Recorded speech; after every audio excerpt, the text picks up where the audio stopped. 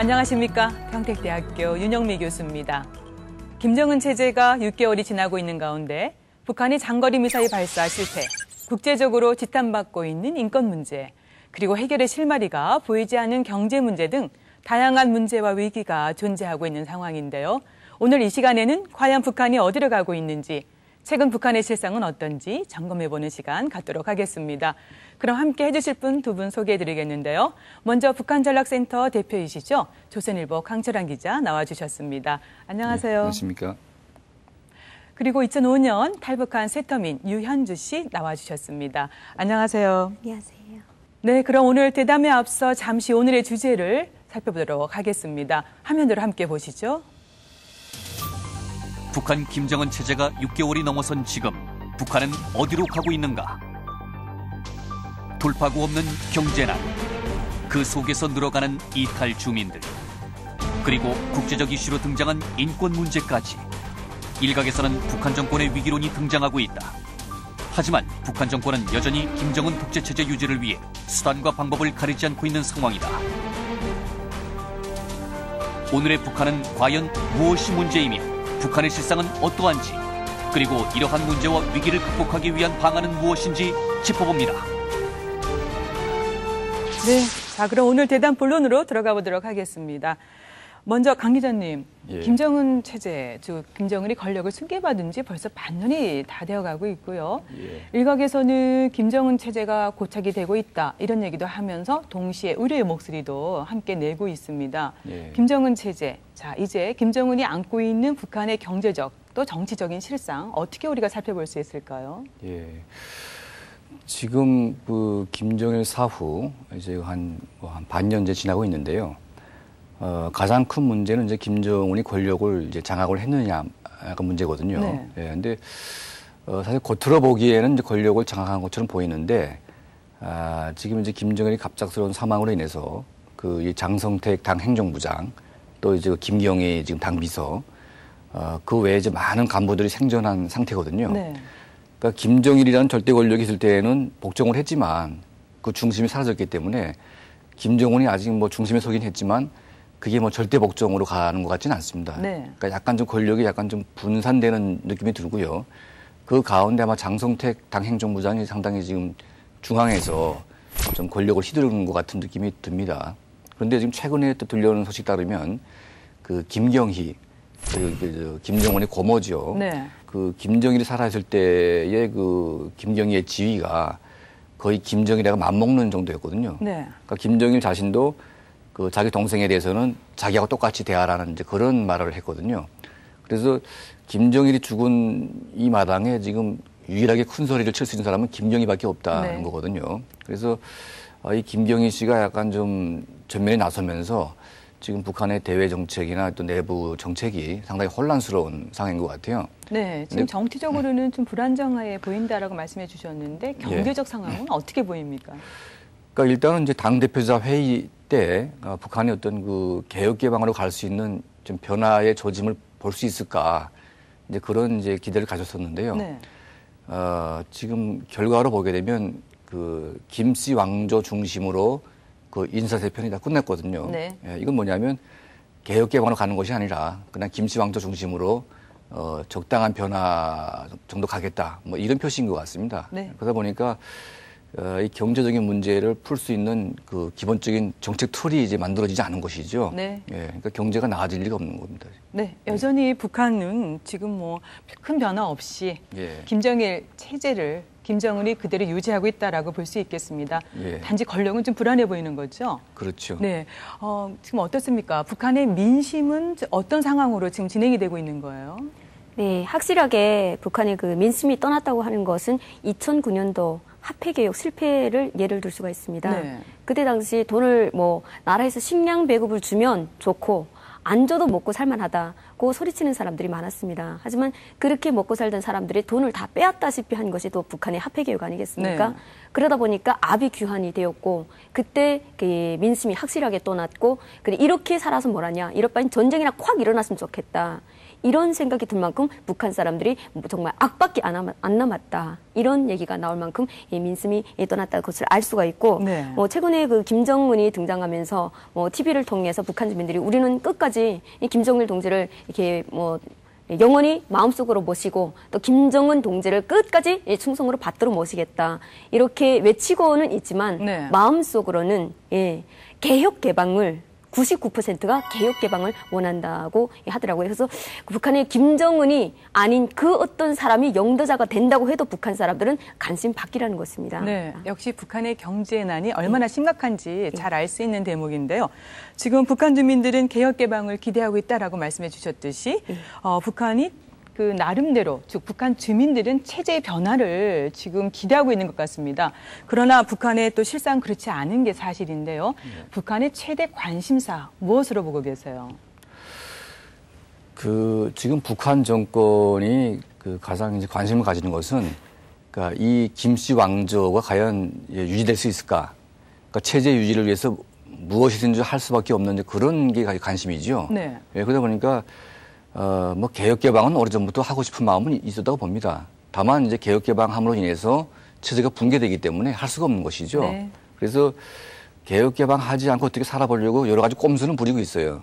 그래서 약간 장사도 시키고 또 어떤 여러 가지 경제 개선 조치를 취하고 있는데 이것은 이제 김씨 왕조를 유지하는 틀 안에서 이제 하는 거거든요. 네. 그러니까 근본적인 변화가 없는 한 그 주민들의 생활은 나아질 수 없기 때문에 이런 상황이 이제 거의 반세기 동안 지속되어 오면서 아까 이제 유현주 씨 말씀했다시피 그 주민들의 불만이 이제는 극에 달한 상태다. 네. 그러니까 거의 폭발 직전이기 때문에 지금 김정은이 이제 한 6개월 동안 뭔가 민심을 다독이기 위해서 풀도 뽑고 여러 가지 제스처를 취하지 않습니까? 네.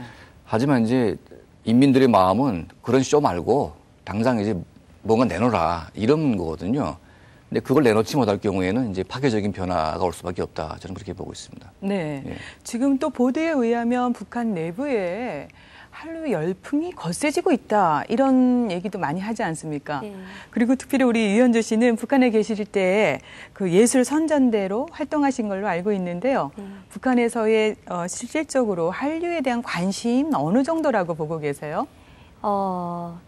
그 드라마나 영화들이 90년대 후반부터 조금씩 들어가기 시작하다가 2000년대에 들어서면서 수요층이 늘기 시작하면서 중국 상인들과 또 중국을 오가는 상인들, 밀수업자들에 의해서 유통이 되고 있습니다.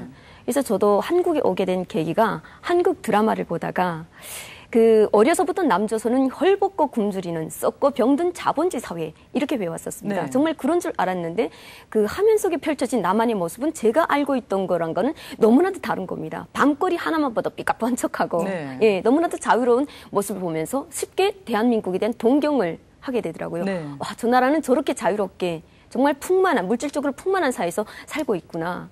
이러한 생각을 하게 되면서 저 같은 경우에도 특히 젊은 층들이 네. 대한민국을 동경하는 사람들이 많이 늘고 있거든요. 네. 그래서 2000년대에 제일 많이 인기 있던 드라마 천국의 계단, 어린 이런 드라마를 통해서 북한 사람들이 북한에서는 한류 열풍이 불기 시작했고 그 한류 열풍이 오늘날 북한 사람들이 또 탈북을 부추기는 네. 커다란 영향력을 행사한다고 할 수가 있죠. 네. 예.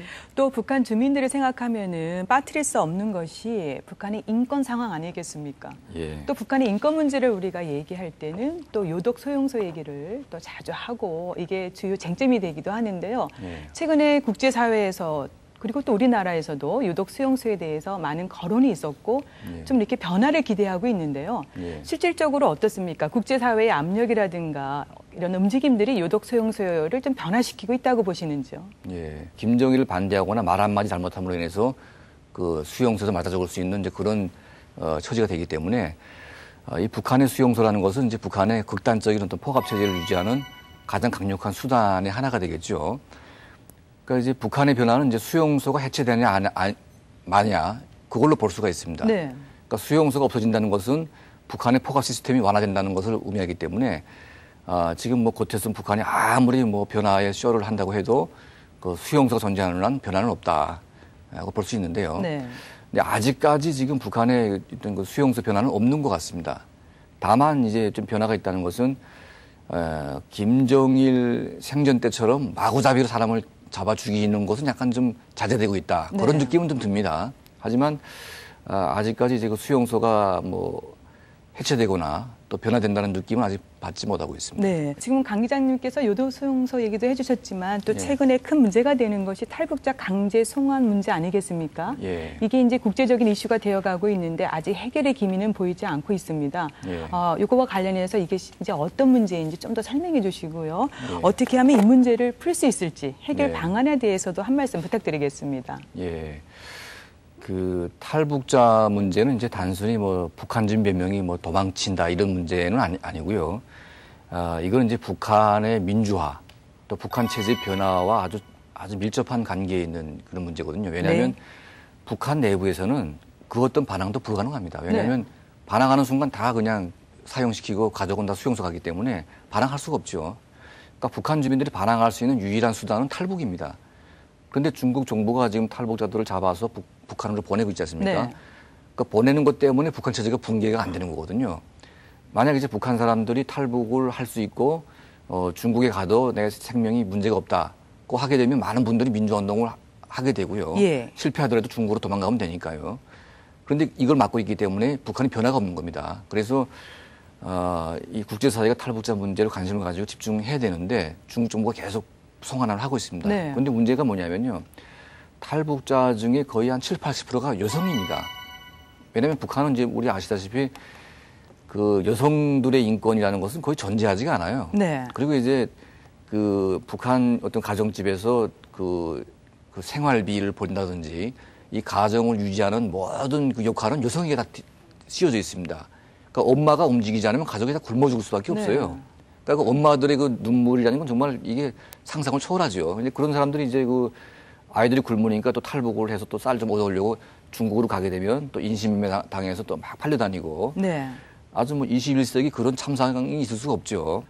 저희 탈북자들이 이제 이 문제에 대해서 계속 문제 제기를 해왔고, 네. 꽤 오랫동안 이제 관심 밖에 있었습니다. 늦었지만 좀, 이제라도 좀 관심을 가지고 좀 탈북자 문제를 좀 적극적으로 했으면 좋겠다는 생각이 듭니다. 네. 예. 지금은 어느 정도 그래도 사회적으로 많은 관심을 불러일으키고 있지 않습니까? 예. 그런데 이제 이게 멈춰야 되는데 중국 정부가 또 우리 정부 입장을 수용하지 않고 있는 상황인데요. 예. 그리고 동시에 탈북자가 이제 북송이 되면서 다시 또 북한에서 겪어야 되는 현실에 대해서도 우리가 잘 고려를 해봐야 되겠는데 어떻습니까? 유현주 씨 지금 탈북이 성공을 해서 한국에 살고 계시는데 가족들이 북한에 있는지 모르겠고요. 또 탈북에 성공한 사람들이 또 한국에는 있지만 북한에 남아있는 가족의 경우는 어떻게 되는지 또 개인의 얘기도 좀 함께 해주셨으면 좋겠습니다. 대부분 이렇게 한국에 와서 또 제일 많이 질문을 받는 것 중에 하나이기도 한데요. 보통 이 탈북자들이 요즘에는 그 한두 명의 얘기가 아니지 않습니까? 그렇죠. 하도 많이 오다 보니까 그 남아있는 가족들을 불이익을 주게 되면 남아있을 사람이 없습니다. 그 정도로 많이 넘어오고 하다 보니까 특히 한국에 온 사람들은 어떻게 뭐 이런 삼국을 거쳐서 또 돈을 보내기도 하다 보니까 그 가족들은 잘 삽니다. 그 동네에서는. 그러면 북한에서는 그 집이 탈북해서 그 가족을 감시하는 것이 아니라 수입대 지출이 맞지 않게 사는가를 보고 감시를 하는 것입니다. 네. 예, 감시 우선 1순위가 되겠죠. 그래서 먹고 산다 싶으면 경찰들이 직접 뭐 조사하지 않아도 감시를 하지 않아도 동네 사람들이 감시를 하고 또 이런 말이 있지 않습니까? 남 잘 되는 꼴 못 봐준다. 예, 배가 아파서라도 경찰에 신고를 하게 됩니다. 네. 그러면 이 신고 접수 받은 경찰들은 바로 한달음에 달려가서 그 사람을 죽이기보다는 자기 뒷돈을 챙기는 것입니다. 한편으로는 그 북한에 남아있는 가족들이 감시의 대상이면서 또 어떤 식으로는 또 그 북한식 자본주의 논리가 지금 유지되고 있다라는 생각도 드는데요. 자, 그러면 북한 주민들은 이렇게 개혁 개방을 원하고 있고 체제 변화를 기대하고 있는데 사실 김정은을 비롯한 북한의 지도부 또 지도층들은 전혀 체제 변화를 원하고 있지 않지 않습니까? 예. 자, 그러면 북한에도 어떤 식으로든 그 변화가 와야 되는데요. 예. 어떤 변화를 기대해 볼 수 있고 또 그런 변화를 만들기 위해서는 어떤 역할을 해야 될까요? 예. 그러니까 사실 북한이 그 김일성 사후, 그러니까 94년도 이후부터 배급이 중단됐거든요.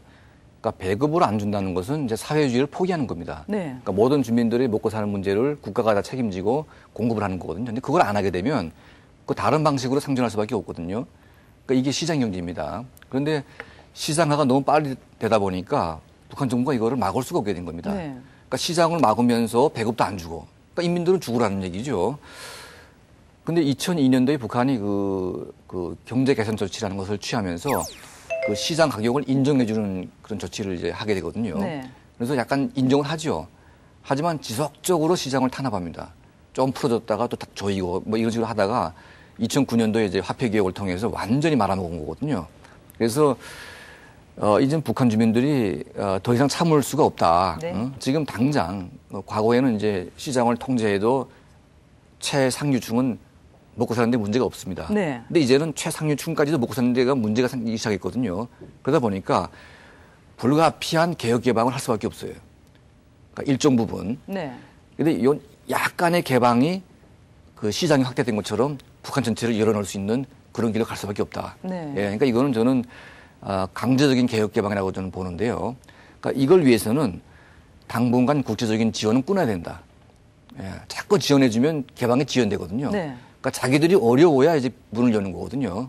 다행스럽게도 지금 그 이명박 정부 들어서 그 쓸데없는 대북 지원을 중단함으로 인해서 북한이 할 수 없이 문을 열게 됐다는 겁니다. 네. 그래서 아마 지금 개혁 개방하자는 거 발버둥 치고 있지만 어쩔 수 없다.